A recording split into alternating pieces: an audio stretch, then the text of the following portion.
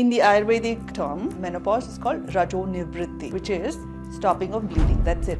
As simple as that. You're not in a mood. That's it. Finish. It is actually simple, and it's made so big because of the anxiousness. Oh my God, what's happening to me? Am I going to become this way? Is this the end of all? It is not the end. It's the beginning of something even more special. It's the beginning of discovering yourself as a woman, as you are.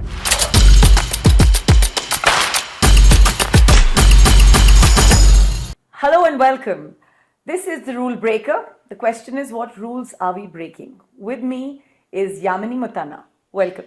Thank you. Thank you so much, Shaili. Thank you for having me here, and it's beautiful to be here. And you're doing some fantastic work. So I'm going to go straight into it. Because I've been trying to spend some time understanding what's happening in the world of the perimenopause, menopause, and the power and the energy it brings for women. I noticed that you're actually spending a lot of time bringing yoga and the pause together. Yep. Talk to me about that. About the big M. The big M, which is the P before. Yeah, I know. Yeah. When you look at menopause in the Ayurvedic sense, or when you look at it from our ancestral or our parents' perspective also, it was not a big deal. Of course, they went through all the stages of menopause, and we are much more aware of these things, and therefore we have a lot of questions. And this is during puberty, for that matter. So there are certain changes in the body which is anyways happening, and the children cope. I mean, we all coped with it very, very well. Of course, with all the discomfort of our changing bodies and our changing mindset, and there's so many things which was there anyways. Yeah. And that's coped very well. But what happens when it comes to menopause, which is another very important, in fact, the most beautiful part of womanhood is that particular stage of womanhood. I don't know how many women are feeling beautiful about it. No, the run-up is messy, I hear. Yeah, the perimenopause is a little bit of a confusion because you don't recognize your body. You don't know what's happening inside your body. I mean, I have been doing yoga from the time of puberty. So I started yoga when I was 16. Wow. And I went through, and yoga has been a companion to me throughout. So the puberty was one thing, and then I had the pregnancy, which is another phase of the beautiful woman in us, okay? And then comes the next stage. So through this, I had the practice, a very, very precious practice, and it helped me deal with all these things very beautifully. How? Basically, yoga is not about just asanas and pranayama, and this it's a part of it. It's a very integral part of movement inside the body, creating movement of the energy inside the body. So that's a fine thing. But if you go through the 7 limbs of yoga, it is helpful for anybody. I mean, it's not only for it's helpful for all of us in the sense of men or women in any stage of their lives. It is very helpful because it sets up certain discipline. So this is something which is key for all of us, whether you're in whether it's young or you're trying to get. There is no age to get disciplined. Yeah. So each stage of it, if you have certain things. If you set certain things into a track, things are easy to handle. Yeah. If you see another very interesting thing about us women is we are so connected to the moon. Yes. Yeah. Oh my God. And or the Mercury. I don't know. Oh yes, it's like I hear this all the time. Oh and I keep wondering. It is amazing as to how we are connected. And during the moon phases, there are a lot of changes which happens inside our bodies, which if you're aware of it, you will just say, blame it on the moon. It can just pass that way. Yeah. Because the symptoms of menopause or your puberty or your pregnancy, everything is a symptom where certain changes are happening inside the body, which you are kind of facing it in a way.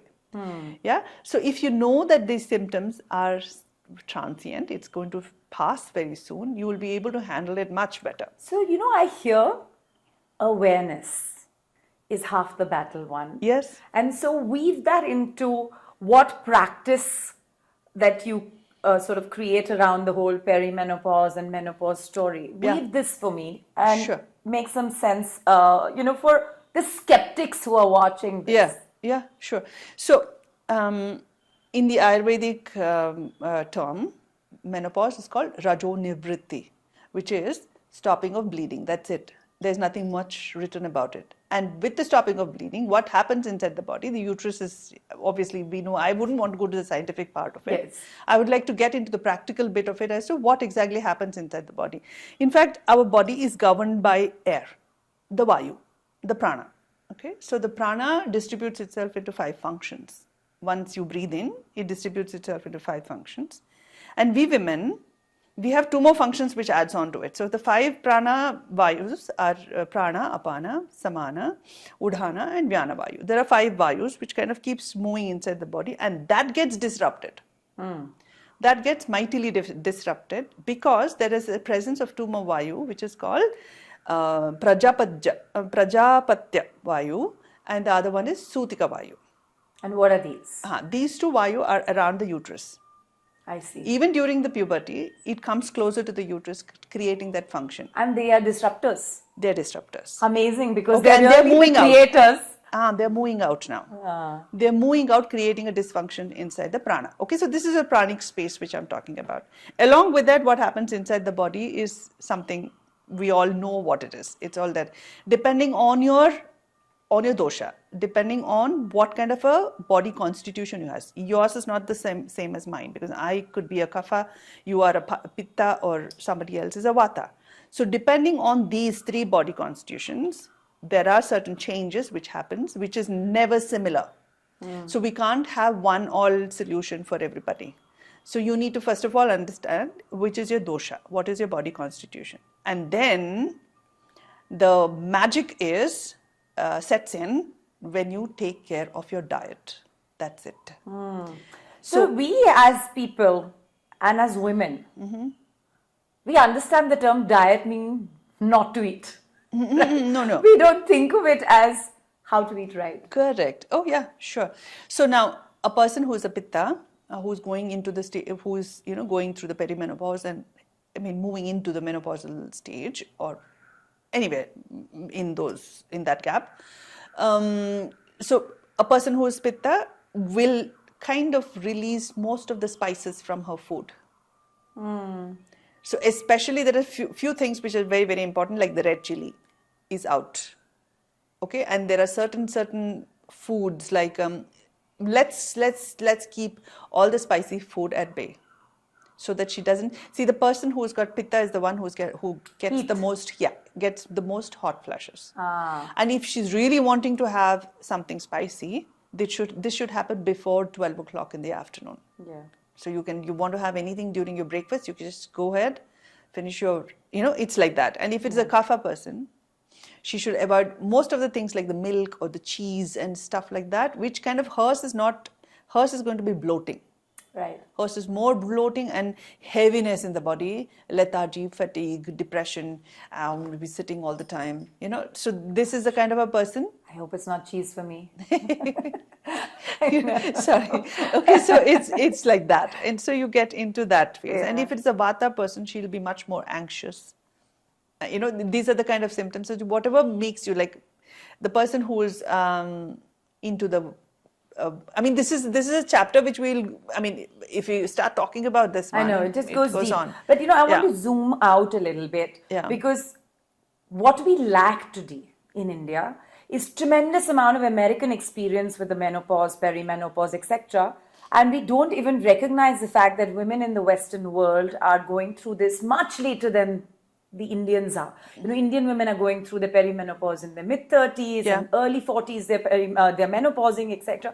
The question here is, what context could someone like yourself, who's both experienced it and has alternate ways to approach it, bring for some women who are right now, they have a huge appetite for anything that can work, that's real and closer home?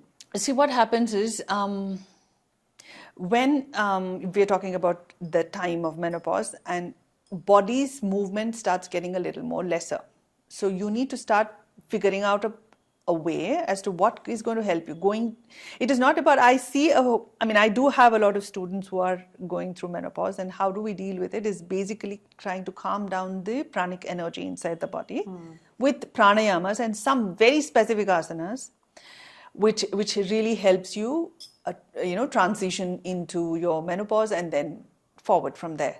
Yeah. Okay, so breathing is something which really, really helps and works. And there are very specific breathing and very, like the Brahmari for that matter, which is basically handling your hormones inside the body. Brahmari is one very, very important pranayama, which can be learned and practiced. Learn it and then practice. It cannot be like, you need to have somebody instruct you to get the right tone. Brahmari basically means the sound of the bees.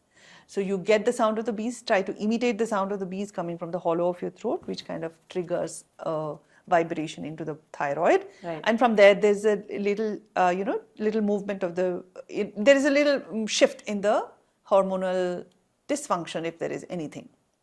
Okay, so that is one thing. And then there are deep breathing, different variations of deep breathing techniques, which also helps calm the insides of the body. There are very, very specific asanas, which is, you're not, by the way, when you're in your menopause, you're not supposed to do Surya Namaskara, because it is heat. It comes under the category of the Agni asanas. Amazing. Because it is Surya, and there are certain asanas which are heat producing. And this is the most popular of all asanas. Yes. It's like the one that most people can claim they have some knowledge of. And so they tend to repeat usage as, I would say, a synonym for yoga. It's not going to help you. Maybe it'll make you sweat out or maybe give you a shape, but it's not going to help your cause. Yeah. The cause. Okay, so it's a Chandra Namaskar, which is much more required. Nice. So, there's a thing here that I wanted to pick on, and you said there are a bunch of things that women are going through during this phase of their midlife and menopause. One of them is this absolute crazy headspace where they're thinking of a million things and going through, like, say, 500 different symptoms. And then somebody says, do yoga. And they're like, do I look like I have time, energy, space, or even being centered to do it? No, but you have to. You have no escape from that. In the sense of if you want to feel the release from this particular symptoms, or if you want to get out of it, you will have to do something about it. Yeah. Because it is not going to disappear on its own. And I don't know about the hormone replacement therapies and all these things, which are new things which has come in the market. I really don't know about that. How I handle it is set myself into a discipline. Talk to us about that. How did you handle it? Okay, so my perimenopause, it started when I was, say, 45. It started when I was 45 with all the symptoms of this. But fortunately, I am a kapha person, and therefore I did not have hot flushes and stuff like that. Yes, I had a lot of weight gain, I wouldn't sit down and just watch me gain weight. So I had to just work something out towards it. And obviously, being a yoga teacher, having so much of awareness on the body and helping so many people, looking at so many different bodies, and I was not aware of what's going on inside my body, because it's such a stage, and women are very, very, and when I'm authoring a book on menopause also, and when I'm doing the research on it, and I'm going into the Ayurvedic perspective of it, so that it kind of gives you a much more holistic, feel to it, or rather understanding to it. So holistically, they say that as you hit the time of menopause, we are talking about Once Upon a Time, which was written by some great sage, where you start detaching from certain things which is not required now, because you are going into the next phase of life. Certain things are not required. You start instead of getting externally involved, you start getting internally involved. That's a very beautiful shlokam which is there. I don't know how to recite it, but it is there as an explained, that you start getting internal and you start looking after yourself. It's time to care for yourself as a woman. Yeah. So it's time, and there is time for that. And does this succeed, this time for your self-realization? Yeah. A bit of an earthquake, because I'm trying to listen to you and I'm listening to all of these various people talk about this issue, that there is such great degree of explosion in the body as well as in the mind to say, I am done. I have no more patience for things. And I wonder, where does science meet yoga in that sense?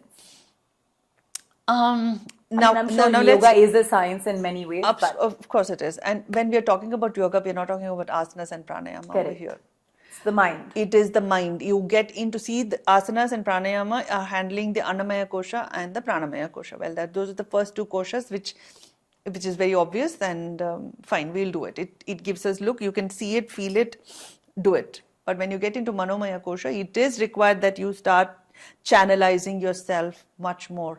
So little things like you maintaining a day to do things for the day, like simple little things like this goes creating a toolkit. Yeah, correct, goes a long way in helping you handle your day much more better.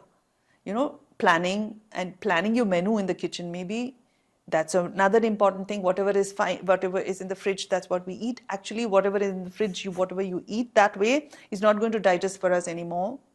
Our body is much more smarter, and our body is releasing all those things which was kind of helping release the detox the body. We don't have that power anymore. Yeah. Okay, so it is important that you set up a discipline. So that's why I spoke about the Ashtanga. I spoke about the Ashtanga principles, which is very, very important for people to understand when they're doing yoga. It is not about asanas and pranayama. That is not going to be of any help more. I mean, if I'm telling you something, I'll give you around 10 specific things which may help, especially during the time of menopause and perimenopause and menopause, which it's going to move. So just be patient in that particular period of time. It's going to pass. When I'm there in that stage where it is passing. I'm doing things which I couldn't do 2 years back, because it was like I was thinking. I also felt like, my God, is this what it is? Is this how it is? With an awareness, with an understanding as to what exactly is happening inside the body, and it is a passing phase. It kind of gave me so much of support to handle this much more better. So you get into Manomaya kosha, where you get into meditation. You go do a vipassana, maybe, to just set yourself into a place. There are so many techniques, there are so many tools which will help you get into that thing. Along with it, of course, and sometimes movement. Repetitively. Yeah. Yes. If it is not setting in, if your lifestyle has been that, and it is difficult for you to get, channelize yourself into it. You use the word lifestyle. It's such an important word. Rather, it's a crutch, right? We often use it as a crutch and say, oh, but that's my lifestyle. Now, how do I get out of it? Lots of women would say that they have like this arc of stuff going on, like meteorites. Yeah. How do they adopt this without just doing a headstand in life? It's not easy. No, we don't want to do a headstand. We needn't have to do a headstand at all. Yeah. We need to sit down. We need to sit down, and we need to sit and write down what is happening. I mean, starting with a little thing about, like I said, planning your day. Yeah. You need to channelize your day, and you need to release the things which is not important. Well, it might sound like I'm preaching. I mean, it is actually very, very important, because you can't clutter yourself inside and outside. So you declutter yourself, and for that, whatever help you need, there are ample things which is happening around. Yeah. Go into a meditation. Meditation is not about getting spiritual. It's not about that. It is to harness your spirit. Very nice. It is to you said diet and nutrition. And you get into that spiritual part of it. Learn how to detach from things which is not important anymore. And there is a change happening inside the body. Let's see a change outside also, in the sense of, like small little changes where if you don't want to go for a certain event or a party, you're not feeling too good about it, don't go. Little things like that. I mean, that is the freedom. You're calling this little, but the number of women who brought this up on my show saying that, I don't want to go for this thing. Why am I being forced to go for it? Yeah. But I want to take one part of a conversation, and somebody who's been doing this for so long. Yeah.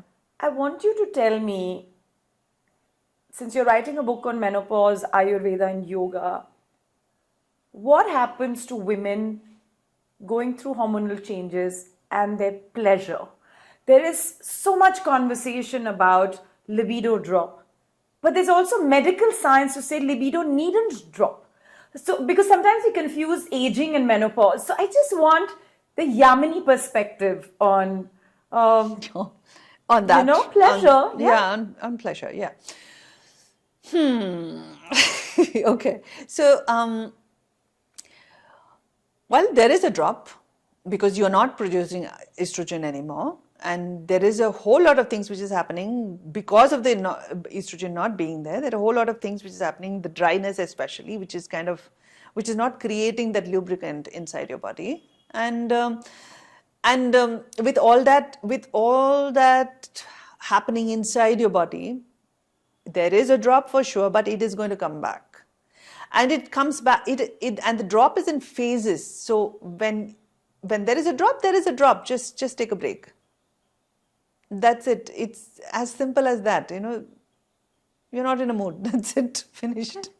I like that perspective. It's simple. Yeah, it is. It is actually simple, and it's made so big because of the anxiousness. Oh my God, what's happening to me? Am I going to become this way? Is this the end of all? It is not the end. It's the beginning of something even more special. It's a beginning of discovering yourself as a woman, as you are, in not as a mom, not as a wife, or not as anybody. So you are powerful, powerpuff women. Yeah. No, really. Yeah, I want to just shift this to Yamini. I want to know, who is Yamini and why did she choose this path? What influenced her, and which figment of feminism has turned you into this yoga phenomenon? Quickly from the time I started yoga. I started yoga in 1986 when I was 16 years of age. Yes. And I was 5. Okay. Yeah. I was. Wow. Yes. It's in 1986, and those were very traumatic days for me because there was a lot of things happening. Not anything about. I mean, it's basically financial drop. And there was a lot of changes which happened, and we had to shift and all that stuff. And I was just in my teens, just finished my 10th grade. And the first rule which I broke is I decided not to go to a college. I mean, it's Amazing. a disclaimer. Yeah. To the extent that I did not find that I had to go to a college because of a lot of things happening around. I thought I need to be helpful to my house, which is like slowly withering off. So it started from that point. So I just took a course where I did a secretarial course. When I was doing that, I had a lot of time to explore myself. So I just happened to go into a yoga studio, and Guruji was there, and that's it. My journey started from there. And I was also a dancer at that point of time. I was a Bharatanatyam exponent, having given many performances and having a fantastic teacher, Dr. Vasundhara Dorasamy, who was taking me through dance also. That's another thing. I would also suggest menopausal people to go and dance. Yeah. Absolutely fantastic. It's anything you would like to pick from. Yeah. That's a very good movement. Belly dancing is a very, very good thing to do. So these are a few things also. Now that we've come to dance as another thing of movement, which is very, very important for people, for us who are entering into this phase. Yeah.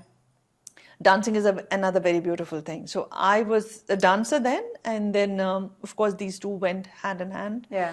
And that's how the journey began. And I was with gave up the secretarial course. Oh, 100%. No, I had to work for a while.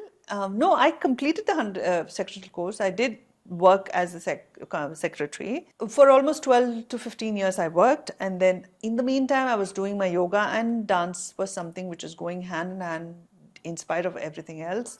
And therefore that's what I'm saying, discipline is something which is so, so important. I keep telling my kids I run a shala also here is with a lot of students, a lot of girls, by the way, in different age groups, and I'm watching them all over again, each of them in their different phases, and how they move, how they develop, and how with dance, how they gracefully become that woman who is so beautiful. I mean, it's really nice to watch that because they're artistically growing. Yeah. You know, which is a beautiful phase to look at.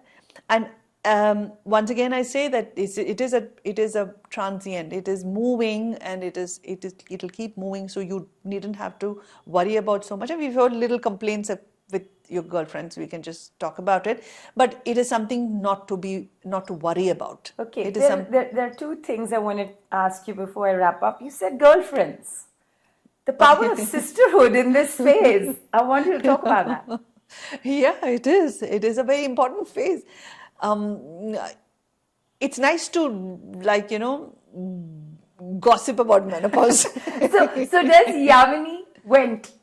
No, I didn't have the opportunity actually. But because you would love to. I would love to. I guess with the practice of yoga and with me being so busy even in the time of menopause, where I'm kind of sharing things with people, it was more about sharing than venting for me. Because I couldn't get into that stage where I'm venting, because mostly I would be talking to my students or somebody who's actually seeking help. So I have taken this responsibility that I am a yoga teacher and I run a shala, and people come to me actually seeking for some kind of a solution. So venting was something which did not happen. I'm venting it out here. I love it. In this space where everybody can hear that, okay, she also had something to vent out. Yeah, they need to feel that the yoga teacher is real. He's also going through the phase. Yes, because lived experiences are the best teacher. Another thing is, like, when you speak about yoga teachers, it's like, oh, she's invincible. She can't even catch a cold. But it is happening. All the things are happening. But only thing is, we know how to kind of overcome it. Yeah. With that, especially from here. Body is doing its own thing, and body has got its expiry date. But the mind can stay fresh forever. Wow, I love that, because it takes me to my final question, which is that the more I meet women who are going through all kinds of hormonal changes, perimenopause, menopause, they say, listen, it's all out here, but I feel like I'm in my 20s. Yeah. How is that going on? Keep that feeling going. Keep that feeling going. That's a beautiful feeling. I think that's one little, gift for womankind, which with feeling young, which is a very good feeling. Because they're going out, they want to travel, absolutely. They want to claim this space. That's exactly what I said, that you are discovering your new self now. Now you're getting back into that phase. You're going back into the order of time. Because you experience that kind of a freedom. Of course, the physical thing, let it take its turn, because it's happening. You can't do anything about it. Medication are going to make it even, I don't know, I shouldn't be saying that, but I feel that it's my own personal thing, that it is not a great idea to interrupt the natural process of what's happening, unless there is something really not okay. Like you're reaching a stage of anxiousness or depression to such an extent that you need help. Yeah. But if it is a little thing where you're just looking at that light and just, right, that's a fine thing to happen. Yeah. It's okay. Just let's cry it out. No, let's watch a sad movie and weep it out. Yeah. Let's have fun. It's actually fun. Suddenly you're looking at it, you're actually crying, and you're wondering as to, why am I crying? So these are the things which is happening. So you don't have to take it seriously. I love the honesty with which you speak on my show. I'd like to congratulate you on your book on menopause and Ayurveda, and we can't wait to read it. Thank you. And just keeping a watch on so many elements of how women evolve. Such a pleasure. It's beautiful. Thank you. Thank you so much for having me here. Thanks. Lovely talking to you, Shaili. Same. Beautiful.